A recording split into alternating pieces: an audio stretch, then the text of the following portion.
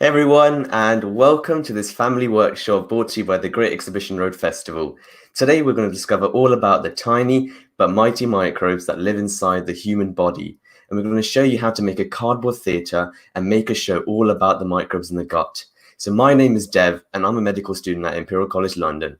And in a moment, I'll be joined by James Kinross, who's a doctor who also teaches at Imperial, and artist Jennie Pedley.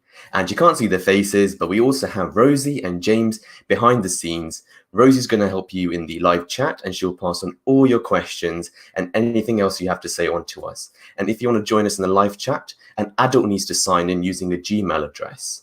James is also going to be helping out to make sure everything runs smoothly in the background. We'd also love to hear who you all are. So in the live chat, if you want to, please tell us your names and who the children and the adults are.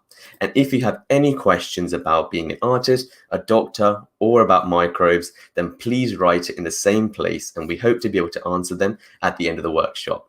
So make sure you've got everything you need for our activities today. You're going to need some A4 size paper, some colored pens and pencils, scissors, tape, and a clean, empty cardboard box, such as a cereal packet, and some fruit and vegetables. There's also going to be an instruction sheet to go along with this workshop, and if you want to download it, the link will be in the description down below and in the chat.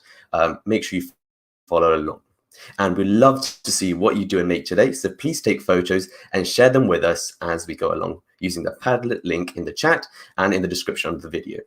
But make sure you ask permission before using an adult's phone to do this. So now let's welcome Jennie and James.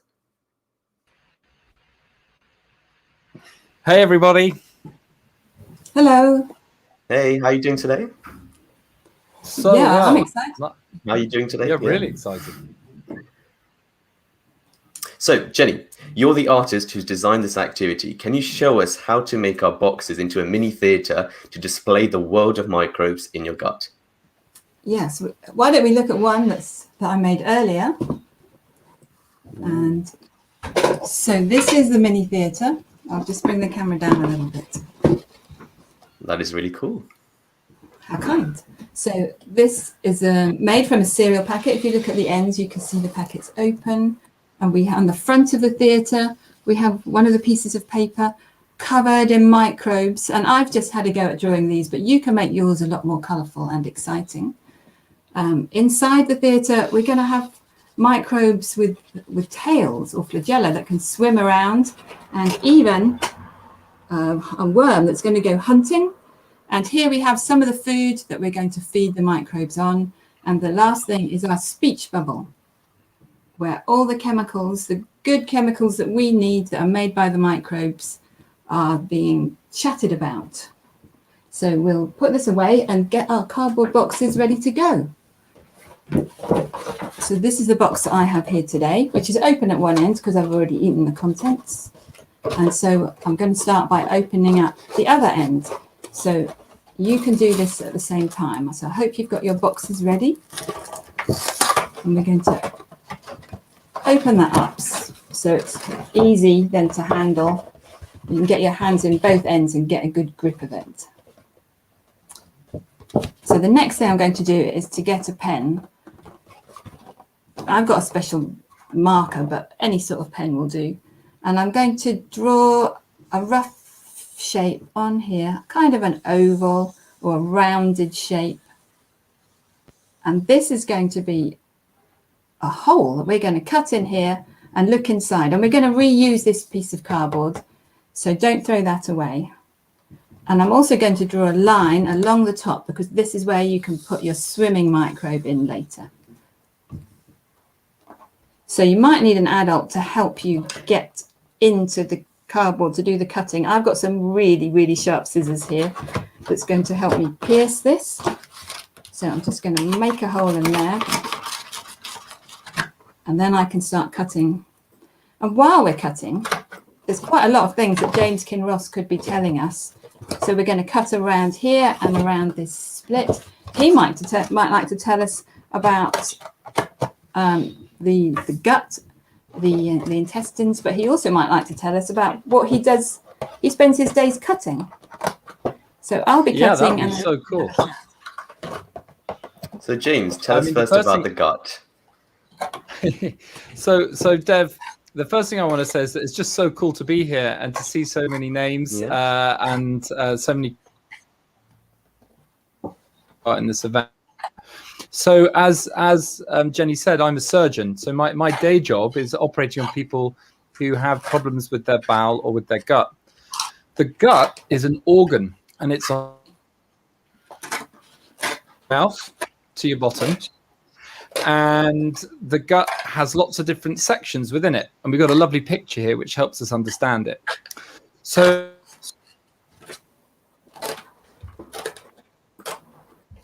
which is a food pipe that takes food down to your stomach.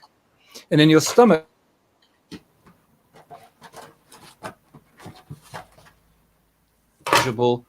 boluses or small James, do you mind packages, just repeating that a little bit? I think you're cutting out. Do you mind just saying that again? I'm sorry, please? I'll try it again, sure. So the gut is a hollow tube, and the hollow tube runs from your mouth to your bottom, and different bits of your gut have different important functions. So the first or the top bit of your gut is known as the esophagus, and that food takes all the yummy food you eat in your mouth to your stomach. The stomach is actually an important organ that helps to break down the food you eat into manageable chunks that can be absorbed. These pass to the small intestine, which is a really long bit of your bowel, probably about 5 to 6 meters. And this does a lot of the hard work of the absorption of the food that you eat. So when you eat a meal, a lot of the nutritional value comes from the small intestine. And then it goes to the large intestine, which is your colon, which is about 1.5 meters long. And the colon is a giant fermenting engine. And many of the bacteria that we're going to talk about live within the colon, although bacteria actually exist along the whole length of the bowel. Wow. Okay. So I think Jenny, there's a cross section of the gut, isn't there? Yeah, there is. Yeah. So what's the gut, by the way, is amazing, right? It's a super important organ that has lots and lots of really critical functions beyond simply helping you digest your food and give you energy. But to be able to do that, one of the key things the gut has to do is it has to provide enough surface area to allow the food to be absorbed and important and essential minerals to be absorbed. So to do that, it has lots and lots of what we call villi, which are finger-like projections that sit within the center of the gut, within the lumen of the gut. And then the gut is a bit like an onion. It's got lots of layers that sit outside of it of muscle, which allow the gut to squeeze and to push food and poo along it. Most of the bacteria that we're going to talk about today live within what you can see in that diagram is the middle, which is the lumen, which is the hollow bit right in the center of the bowel. And that's where we're going to really talk about today. And that's what we've made. Jenny, well. Yeah. Jenny, can you show us how to cut our paper shapes for the front of the theatre? Yes, I will do. So hopefully you've all got something that looks roughly like this with a slit on the top and a hole at the front. And now we're going to make the paper shapes that we're going to stick on here. So I hope you've got a piece of paper, which we're just going to fold loosely in half. You don't have to crease it. We're not doing origami today. But just fold it loosely, and then it saves cutting time later. So that wobbly shape that James Kinross just showed us, we're going to make it and roughly about the same size as the hole on here. So we'll have a little look at that, and we're going to make it roughly the same. It doesn't really matter too much. So I'm going to get a pen and draw a wobbly shape, a bit like the inside of the gut that we saw there, and we'll save the inside bit of paper because that's going to be our speech bubble for all the chemical chatter, and then we're going to cut this out. So as you folded it, I only have to cut half the amount that I would have done otherwise, and it doesn't matter about cutting along the line, it's just just a guide so you can get a wobbly shape.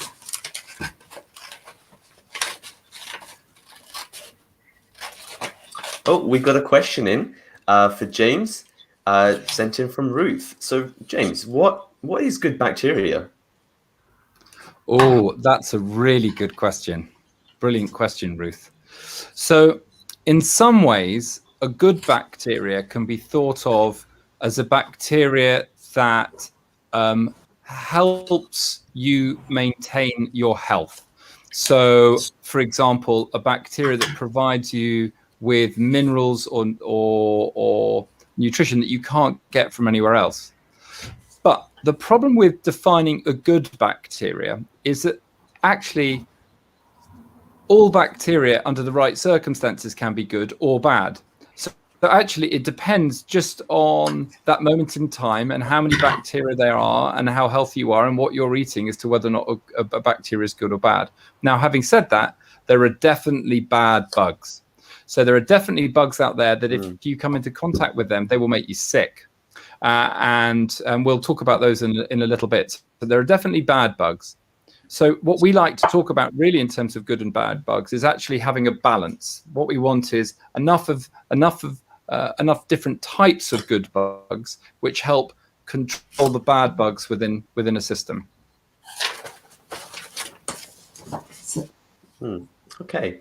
And when you guys have cut the shapes out, make sure you save both pieces of paper, the inside and the outside. And I'd love to see what you've made so far. So everyone at home, make sure you send in your paper shape pictures and use the Padlet link in the description, and I'd love to see them. I was about to stick that on, but I realised that's not what we do next. So don't stick yours on yet. It's easier to draw on when it's... what do we do next? Is it me again? So the next thing, we're going to draw microbes, but I think we need to look at them first so we know what we're drawing. But we'll be drawing on this piece of paper, but we won't stick it on yet because you can then put it flat on the table. So this is like the lining of your intestines, as if this is the wall that's covered in these tiny, tiny, tiny creatures and microbes. So we're going to draw them, and you can draw them while you're looking at the pictures and James is telling us about them. I think that these mighty microbes are definitely going to add some drama to our little theatre. So, should we get the pictures on the screen of the microbes? So Cool. These pictures have been taken through some very powerful microscopes. And James, can you explain what these microbes are inside our gut? Sure. So the first thing to think about is how many microbes there might be in your gut. So if you can think largest number you've ever counted up to, it's probably more than that. So there's about 100 trillion bacteria in your gut, which is crazy large number of bugs. And to put that into perspective, that's more stars than there are in our galaxy. It's more people that have ever walked on the planet Earth. And it's about the same number of as cells that make you. So it's a huge, huge number of bacteria. And they're completely unique to you. So the bugs that you share with other people on this call is actually a really tiny amount of those bugs. Actually, there's not a lot of commonality, which makes you as the individual in terms of the bugs that you have within us. Now, when we talk about bacteria within the gut, we talk about a word called the microbiome. And the microbiome means, instead of thinking about bacteria in terms of who was there, it means thinking about the genetic material that belong to all of these tiny organisms that live within us. And there are lots of different types of these organisms, and we can broadly classify them. So a bacteria, which is a picture that you can see here, taken down a really powerful microscope, as Dev said, is a single-celled organism, and there are millions and different types of these. But within you, there's probably about 2,500 different species of these bacteria. And we're looking at just one particular type of these bacteria here, and it's got the most unpronounceable name in the world, hasn't it? I don't think anybody could say that. I'll give it a go. Bifidobacterium ericksonii. It's quite hard, isn't it? They make these bugs really hard to pronounce. You got it. But they're I quite think you got it simple to look spot at. on, James. Thanks, Dave. Do a bit of practicing. Can we see another picture of a different bacteria? So bacteria come in lots and lots of different shapes and sizes. Sorry, Dev, go for it. Everyone at home, I want you to try and draw all of these bacteria that we're going to show on the screen. Yeah, that would be cool. On this sheet of paper. Oh, Jennie? Yeah, do it on that sheet of paper. Yeah. So you can see that some bacteria are shaped like rods, some are shaped like circles, some of them stick together in clumps, some of them work alone in isolation, and some of them have really weird and wonderful functions that make them really, really unique. But it's not just bacteria. Could we see another picture, Dev? Brilliant. So we also have fungi. A type of fungi is like a mushroom that you might see in a field, but actually these can be different types of fungi. These are tiny little single-celled organisms that can grow within us. Do we have any other pictures, I wonder, Dev? I think we do, don't we? This is an example of a bad bacteria. Do you remember I said there are good and there's bad bacteria? So this is what we would call a pathogen. So this is something that if you have within you, it would make you feel quite sick. And you see it's got like spaghetti coming out of it, out the back of it. These are actually called flagellae, and these are tails, and they work like engines to allow these bacteria to swim about. Now, we don't just have bacteria and yeast. We also have other different types of bugs, and we'll talk about those in a second, called viruses. This is another picture of a different type of bacteria, and you can see it's kind of shaped like a rod. That's a single bacteria, and look how teeny tiny it is. That's just down to 2 micrometers. It's so small that you probably wouldn't be able to see it with the naked eye. Do we have a picture of a virus? Oh my gosh, look at this. This looks like a monster, doesn't it? That one's crazy. Yeah. It's crazy, isn't it? So this is a worm. This is called a tapeworm. Now you probably, I hope, don't have tape in your tummy because you live in London or you live in Europe, and most of us in Europe don't have them. But if you go to Africa, these are really, really common in people's tummies, and these are worms. And look, they've got that giant mouth, and they hoover up and they eat bacteria. So there's a really complex, dynamic, living ecosystem that's much like a rainforest, full of all of these different wonderful creatures, all competing with each other all of the time. It looks a bit scary, to be honest. James Kinross, we don't have a virus, but I've just drawn. Can you see that? Oh yeah, look at that. Now, you've probably heard lots about viruses at the moment because obviously we were in the middle of a pandemic, and we hear a lot about COVID-19. But actually, viruses are hugely abundant. There's more viruses in your gut than there are bacteria, and they come in lots and lots of different shapes. Jennie's draw phage. Now, viruses are interesting because they're not really alive. They're not alive like a bacteria. We don't really think of them as living.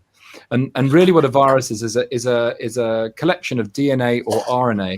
And viruses are amazing because they can, these phage that Jennie's drawing can inject their RNA into a bacteria. And actually they can trick the bacteria into making more viruses. So they use the bacteria to help replicate the virus.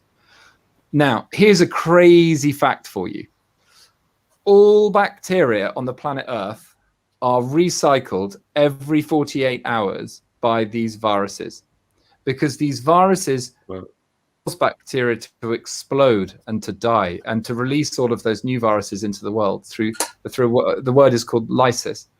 So I suppose what I would really like you to take away from this is that bacteria, yeasts, viruses, parasites, they all live within your tummy all of the time, and they're all talking to each other all of the time, and they're competing and sharing and speaking to you to try and keep you healthy.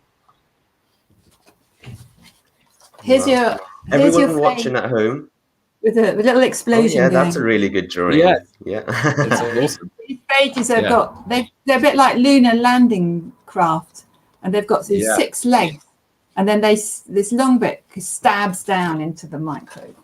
Yeah. Into the Everyone watching at home, I want to see all your photos of your drawings of all these microbes and bacteria, make sure you send them in Yeah. using the Padlet link in the chat. I really want to see them. But we And also I really have want to some see them questions too, coming Dev. in. Yeah, we're gonna put them soon. James, we've got some questions coming in from you. So Ruth is Shoot. asking, are we born with everything we need from inside of us? Oh, Ruth, that is such a good question. So the answer is no, we're not. A lot of argument at the moment as to whether or not we're really born with any bacteria at all within us. But traditionally, science teaches us that we're not. We're born without bacteria. And from the minute we're born, bacteria start to colonize every corner of our body, everywhere. And how we are colonized depends to a degree how we're born and what we eat when we're born and what environment we play in when we're babies and the food that we eat as we grow up. And also the type of medicines that we take, so whether or not we take antibiotics. So within about the first 3 years of life, so I can see, for example, that Sarita here is age 9 from Dorset. Hi, Sarita. You've got the bugs in your gut now, which you're probably going to have until you're an adult, and it's not going to change very much at all. And actually, by the time we're 3, the bugs in our gut have reached the type and structure that you're going to have all the way into an adult. So the way that we're colonized by these bugs between the age of 0 when we're born and 3 is probably really, really important.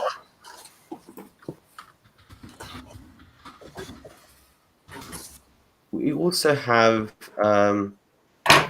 another question from Elena. Where are all these bacterium?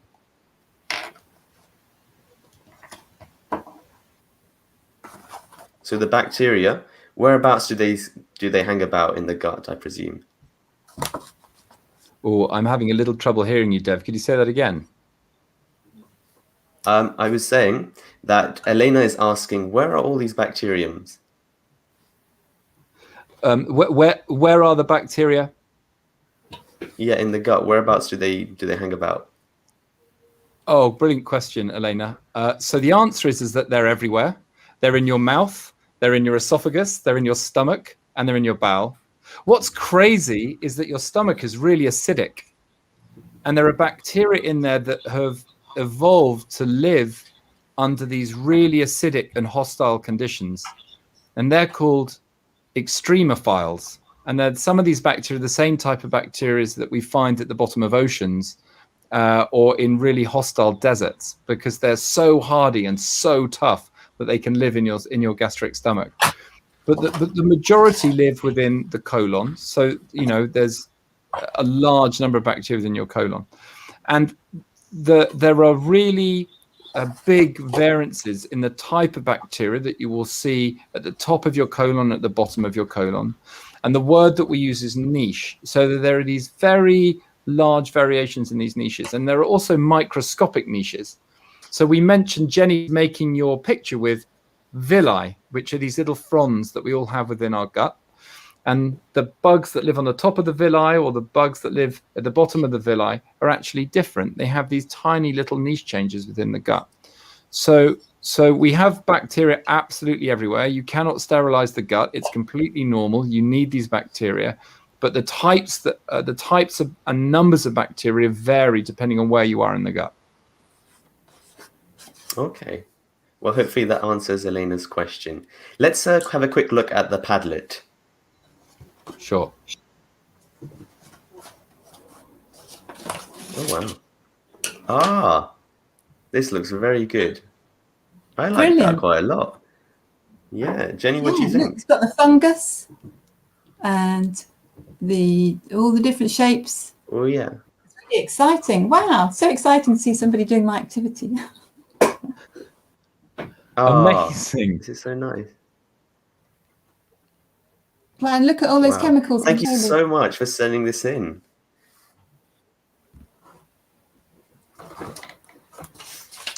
We have another question, James. Yo. This question is from VJ, and they're asking, are the bacteria influenced by what you eat? Oh, VJ, another absolute belter of a question. So the answer is yes, they absolutely are influenced by what you eat. And in my research lab, we spend a lot of time trying to understand how and why they're influenced by what you eat. So if you eat a lot of junk food and you eat a lot of chips and burgers and food that's fried or prepared elsewhere, the bacteria in your bowel change to become very, very good at absorbing energy from that diet. And there's a lot of interest in trying to understand that, because it might explain why some people are so vulnerable to getting diseases like obesity or diabetes. So we know that diets that are very high in fiber, and so plant-based diet, create a different type of bacteria that have really important health benefits. And so these bacteria are very much affected by what you eat. And I could see another question actually from Eleanor, who asked, can you get better bacteria by eating vegetables? And the answer is you absolutely can.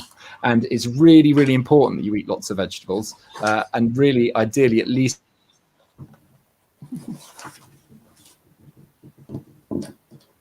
We could start drawing some vegetables on our other sheet to feed our bacteria with while we're talking Oh yeah, about. Jennie, show us how to do that.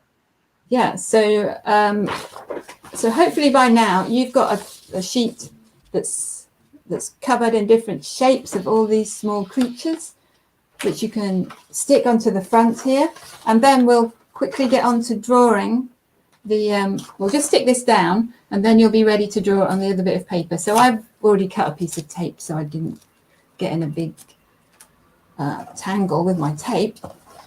But you're going to need to get some tape to stick the front of your theatre onto your box before we just get onto the food to go inside to feed ourselves and our bacteria and everything that lives in there. So I've made my hole a wee bit small here. You haven't got the nice shape showing through, but it doesn't really matter. So we're going to stick that on the edge there. So probably 4 pieces of tape, 1 at each corner will do it. So we've got the front piece, and then we'll get to now to this piece of paper, and the food that James is going to carry on talking about can all go on here, and then you can draw more of the microbes all around it, eating it. So the food that I've got here is an example, which I think is probably pretty good for them. Is some broccoli and a carrot. And of course, we're not going to have a huge bit of broccoli like that inside, but it doesn't matter for the drawing. It's easier to draw a shape like that. And I've also got a spring onion, but all sorts of veg are good. So I'm going to just draw a slice of carrot and some broccoli. Everyone watching at home, make sure you follow along and also send in your pictures. We'd love to see them. And then maybe James can tell us a bit more about the food that's good while we're drawing, and what sort of things we should. I think this is the perfect time for this question. So there's a question for you, James, from Isabella. Can you get better bacteria by eating vegetables? Yeah, so I'm a big fan of eating vegetables. I think eating vegetables is brilliant. And I think the answer is that bacteria help you metabolize and get it from vegetables. And so what they do is you need to think of really the bacteria in your gut as like a big engine. They're like a huge, great big fermenting engine, and they love to munch on vegetables that are high in fiber. And actually your gut, your bowel, isn't very good at metabolizing those vegetables. It can't really break them down, and we rely on the bacteria to do it in large part. Now, when a bacteria munches on a nice big piece of broccoli or a lovely green bean, what it does is it starts to break it down into small molecules. And these molecules are the fuel that your gut needs to grow and to maintain your health.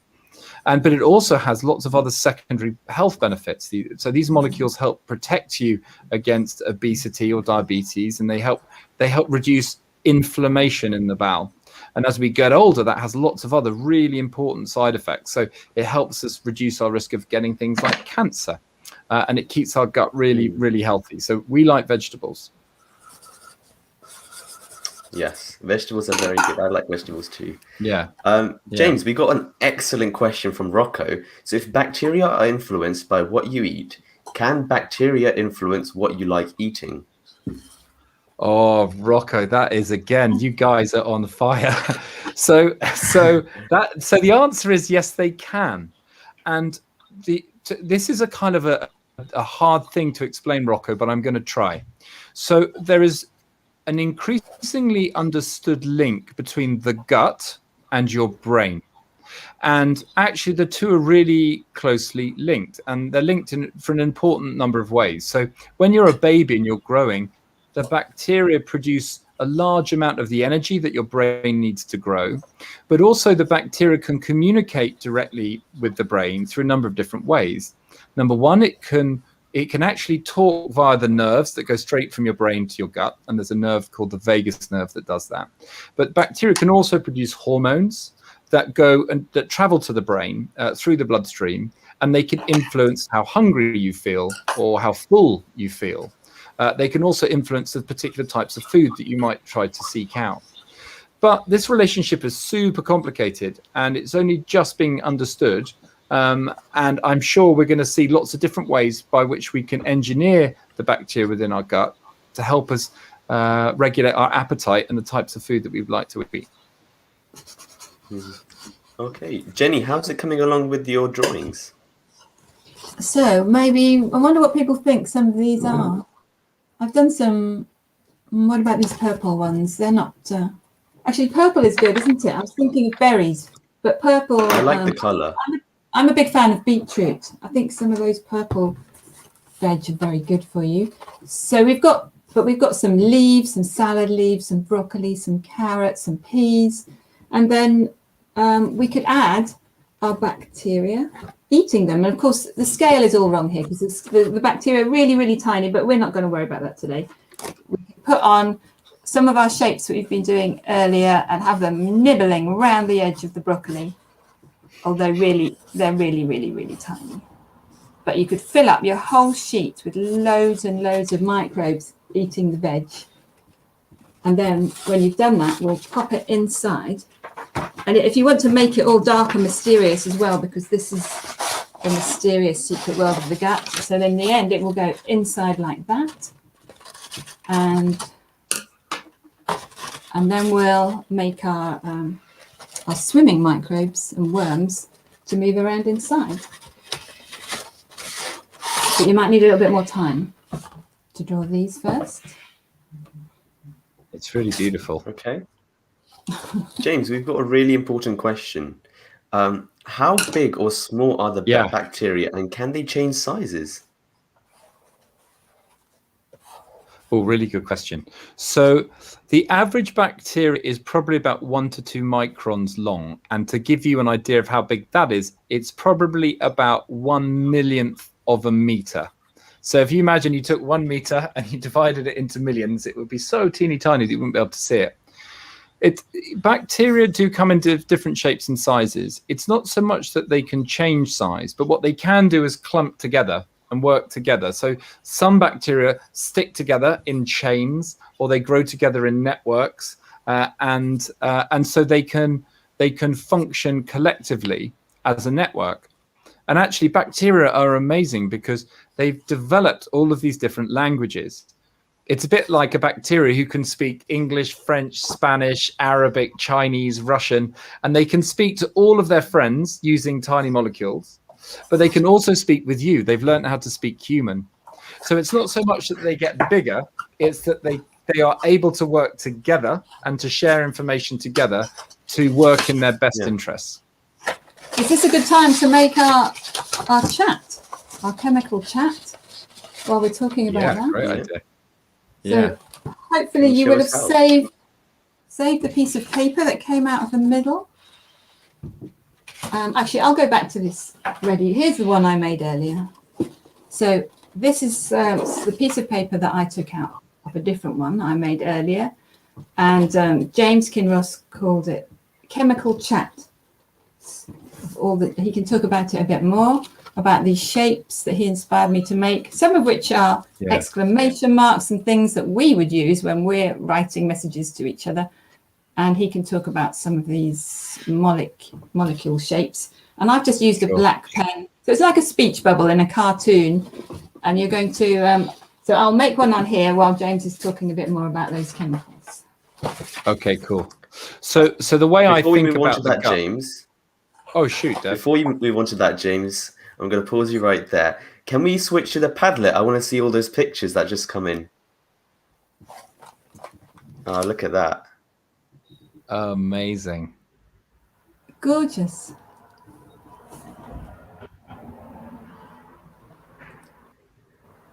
I love it. I like those vegetables. Hey, look at the look at that strawberry. Yeah. Maybe a banana too.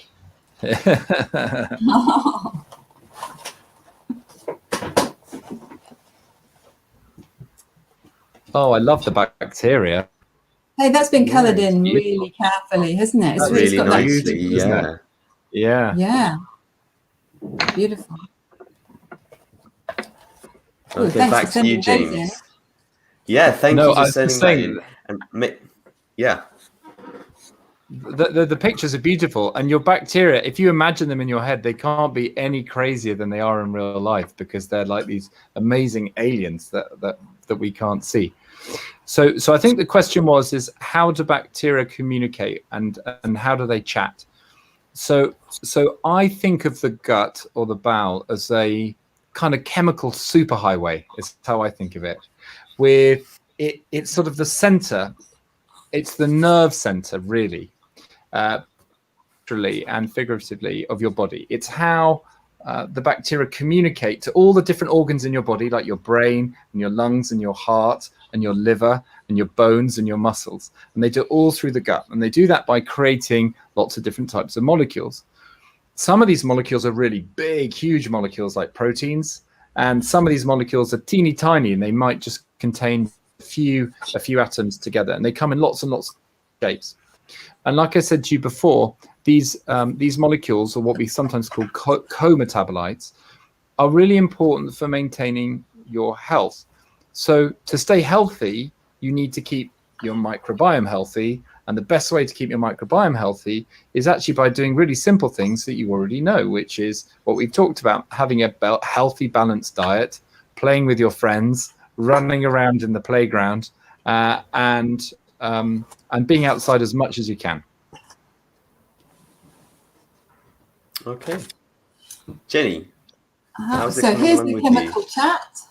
I've got a smiley face as well as some chemicals shapes to show that if we eat our vegetables, then, as James says, and get outside and do some gardening, that kind of thing, we're going to be feeling a whole lot better. So that's the chemical chat. So I'm wondering if it's time to think about the ones that move around. Is this a good time now? Before you move on, Jenny, could you just explain again what this chemical chat is? Someone's asking in the comment section what you're actually drawing on this Okay. speech bubble. Yeah. So the cloud-shaped paper is so here's the finished piece. So these are meant to be the microbes that we've been talking about, and James has been talking about how they don't talk to one another with sound like we do, and they're making different substances all the time and breaking our food down.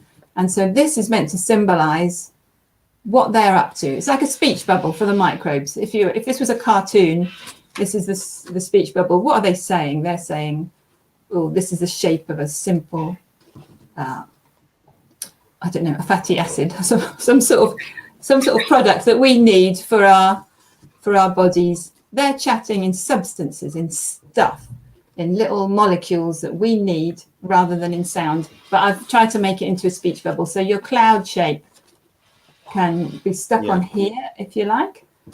That makes a lot more sense. Thank you. Yeah. Okay. Is this a good time, everybody, to move on to the swimmy ones? Yeah, let's move on. So at the moment, in the finished one, I've got you can see mine, I can grab it from the top here. It can swim around with all those little stringy bits that we saw in one of the pictures. the flagella. Flagelli. That's got to be Maybe my favorite one. Two flagelli, is it? So anyway, the bit we need, oh, I've got a brown one this time. This is the bit that I cut out of here, or any other bit of card, but it's easier if it's card. So I'm going to, and I need a really long arm or flagella so that I can hang it from the inside of here. So I'm going to draw a really long one going right the way down there, and an oval shape for the bacterium, because a lot of them are this shape. I guess they move easily through all the liquids down there if they're that shape. And then there's some more tails here and some tails here. But this is the important one for hanging it from the top of the theatre. And then I'm going to use this other bit to make a worm that's going around the outside. And James told me that these guys go hunting. I don't know, do they go hunting for bacteria? Yeah, they do. So there are big bacteria and small bacteria, and some of the big bacteria eat little bacteria, and some of the worms like to eat bacteria. And it's just like if you've probably watched David Attenborough programs where they go to Africa and they look at the African plain, and there are predators. There are people that do the hunting, and then there are animals that get eaten that are prey, and there is a whole there's a whole food chain. And the same thing exists within your gut, within your bowel, all of the time.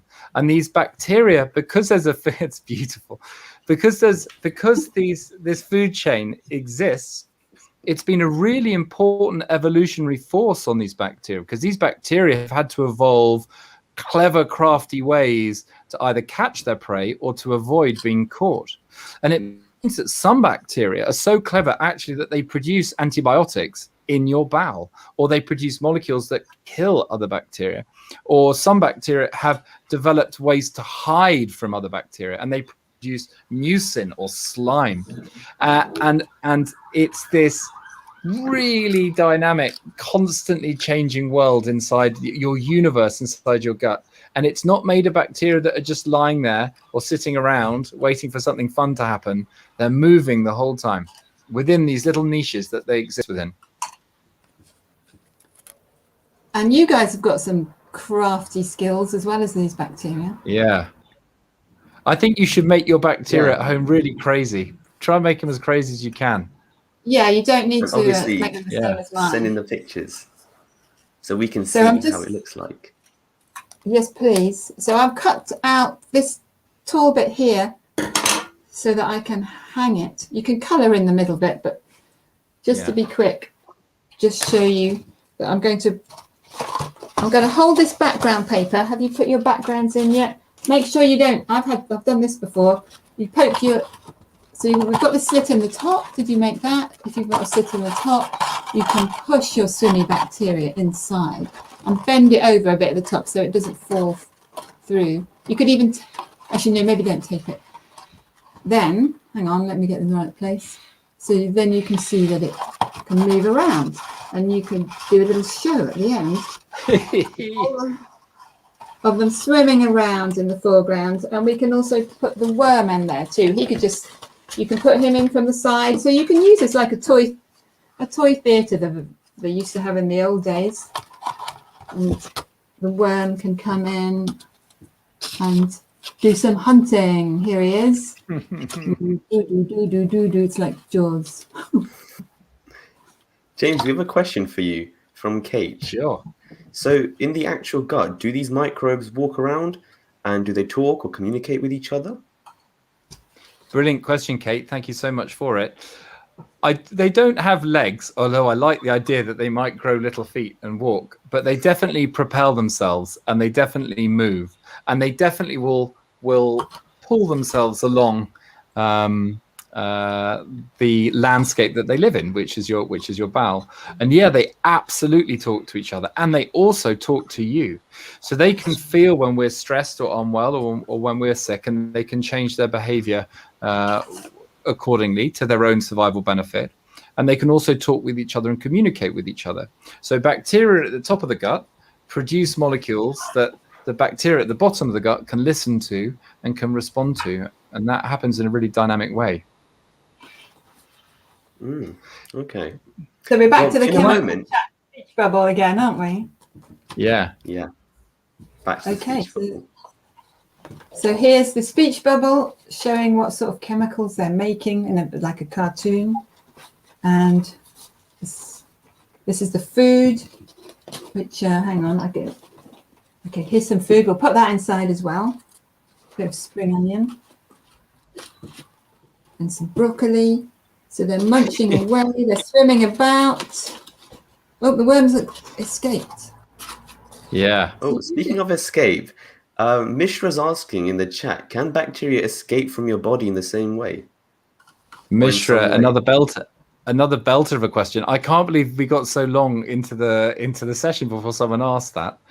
So the answer is, Mishra, is that actually your bacteria are pretty stable and they will stay, pretty much the same unless you become unwell or something unusual happens. But the short answer is yes, they can escape when you have a poo.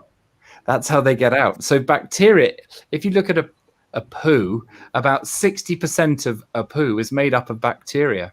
It's actually living with live bacteria within it. So yes, they absolutely can. And that's why it's so important that you wash your hands after you go to the toilet. And it's why we have really valuable and important sewage systems, because that keeps us healthy. It takes these bacteria and it flushes them away. So yes, absolutely, they can escape. Now, here's a crazy thing, Mishra. This is a crazy thing, is that not all of these bacteria are bad. And actually, in some studies now in medicine, we're using poo as medicine. Can you believe anything so crazy or disgusting? So what we do in some patients who are really, really sick with a really nasty pathogen or bacteria called Clostridium difficile, and antibiotics don't work, we take poo from someone who's well and healthy and we put it into the bowel of the person that's sick. And guess what? They get better, and they get better all of the time. And actually, we've been doing this for thousands of years. The Chinese used to call it drinking yellow soup, and they described it 2,000 years ago. Now we call it fecal transplantation, and it's a really important medicine. So what we're trying to do at the moment in our research is to find people who've got healthy bowel bacteria, and we're trying to store them and to find safe ways of transferring them. Well, that sounds like quite fascinating research, but also a little bit gross. Yeah. Everyone watching at home and following along, please, again, send in your pictures. I want to see more and more. The ones we saw earlier were excellent, so make sure you use the Padlet link in the description. And moving on to Jenny, what do we do next? There's a question for me. So she's from Manuel.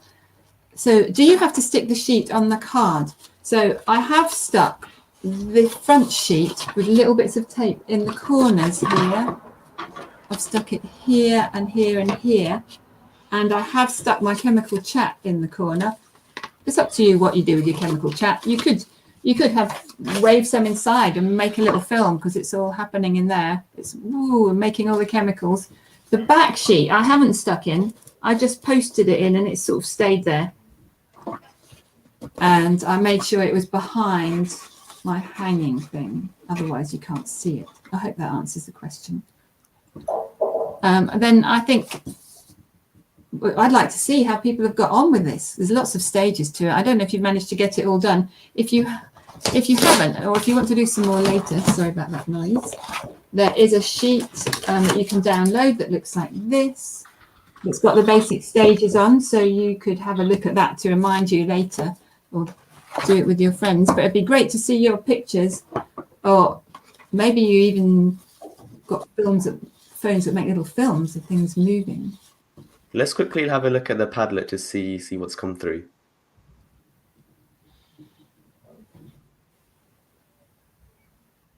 Oh, yeah. That looks really good, yeah. And they've coloured it in too, some of them. And look at all those chemicals on the table. That's brilliant. Oh, that's fascinating. Oh, amazing. Really well done on that one. Bravo. Look at that chemical chatter. Yeah, with a happy face as well. Jenny, you've got some strong competition there. I know. That's fine. I don't like to work alone. Okay. We also have a challenge for everyone at home. But first, I have a question for everyone at home. So can you think of anything that doctors like James do that is the same thing as what artists like Jennie do?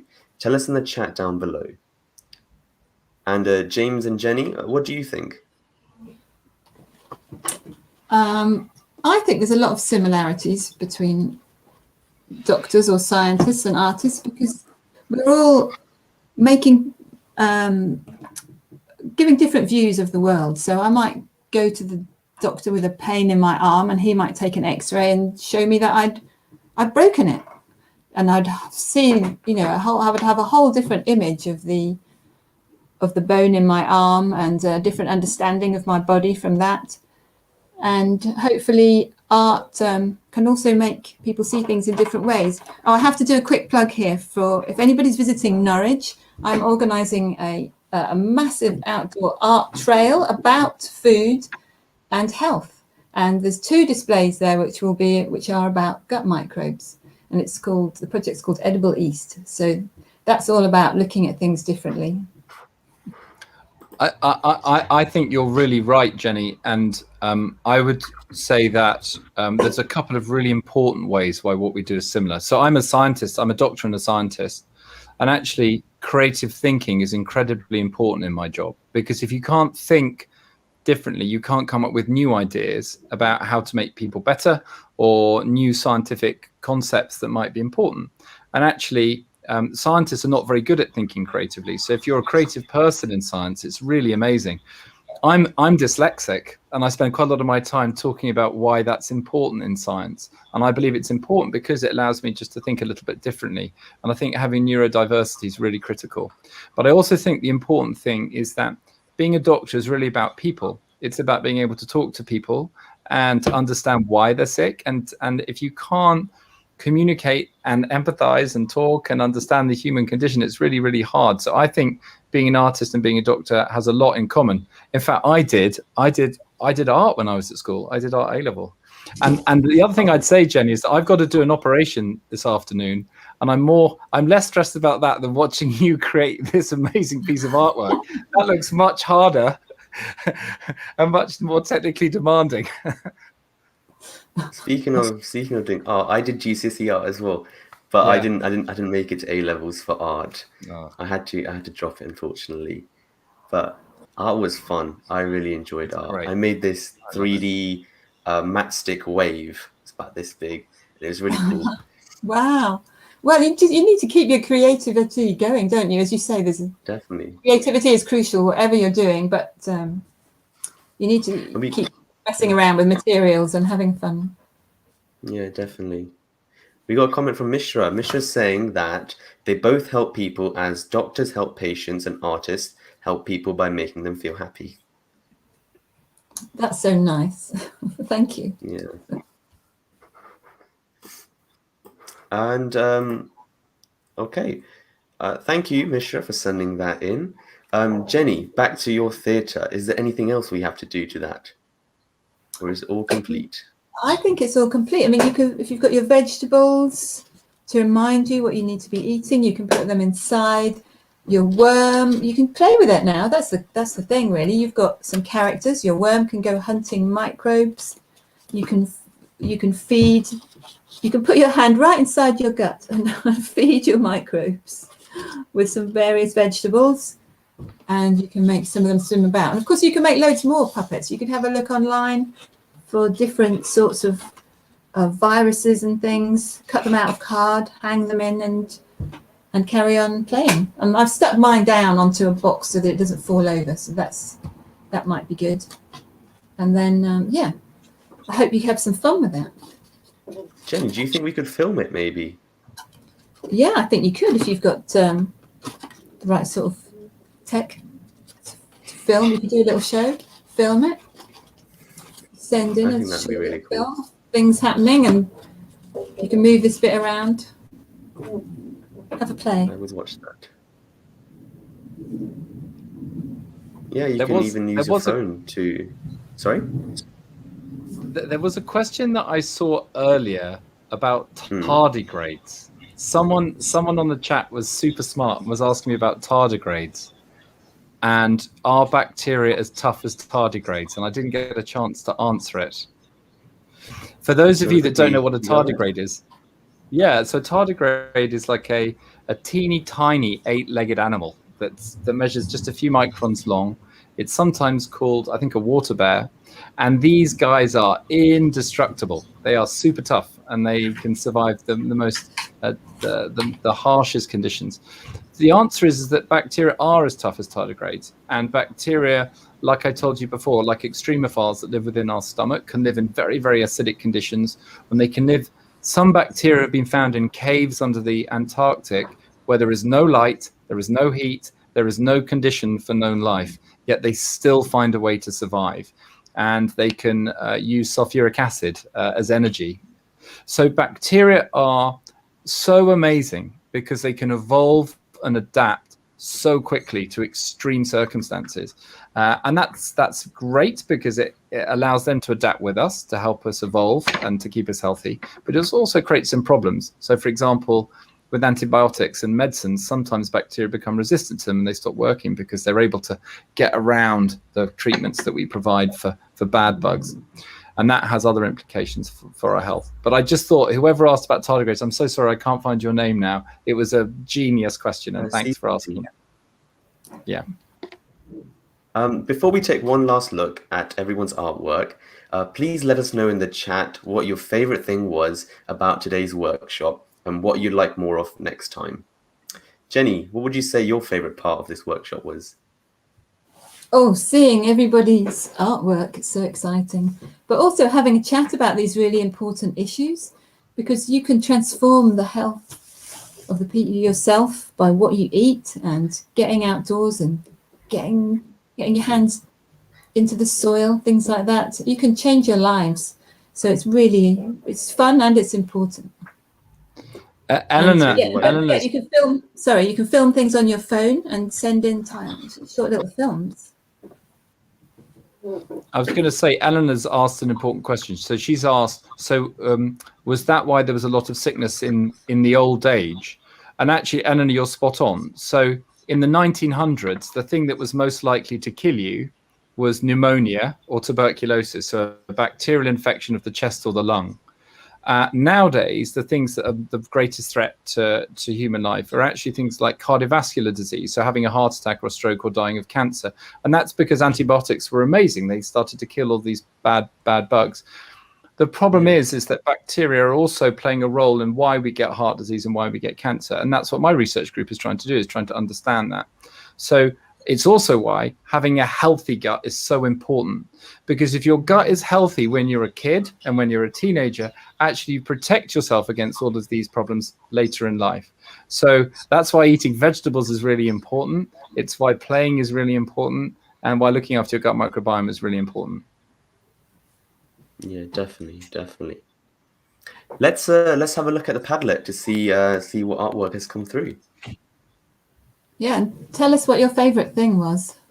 Oh wow! I like that spiky chat, and look at the lovely colours. I like the chat. Yeah, the chat. Beautiful colours. Oh, we got some faces as well. Yeah, nice pictures there. Nice microbes. Well, that's an exciting wobbly shape for the gut. That looks really accurate, actually, doesn't it? If you it looks a bit like. I tell you what, we haven't talked about how you can swallow a camera these days and see some of this for real. You can look that up online afterwards if we're running out of time. With a parent. Good point. Yeah. Oh wow! Look at that. That's so cool. Excellent. These are brilliant. Vegetables. And there's some fruit. Yeah. That's awesome. I really like the moving one, the flagella. Yeah. Oh, mushrooms. Mushrooms are particularly good. Colourful about mushrooms. Yeah. Sweet corn there. Yeah. And maybe an aubergine. Brilliant variety. Lots of variety of vegetables is good. Well, thank you everyone for sending in all those lovely pictures. They were amazing. And thank you for all this. And we're going to be posting a link soon in the chat for a quick survey as well, where you can tell us what you thought of this event. And we'd love it if you could take 5 minutes of your time just to tell us. It will really help us out. And please keep an eye out for any future family workshops from the Great Exhibition Road Festival. And the next event is going to be about making artwork to help the planet. I want to thank Jennie and James for joining us today. Any last words? Thank you for having Thanks me. for coming. It was amazing. Your artwork is I've really enjoyed incredible. I loved myself. it. Yeah. Yeah. And Well done. that's all from us. Yeah. Well done, everyone. Yeah. And goodbye. Bye. Bye.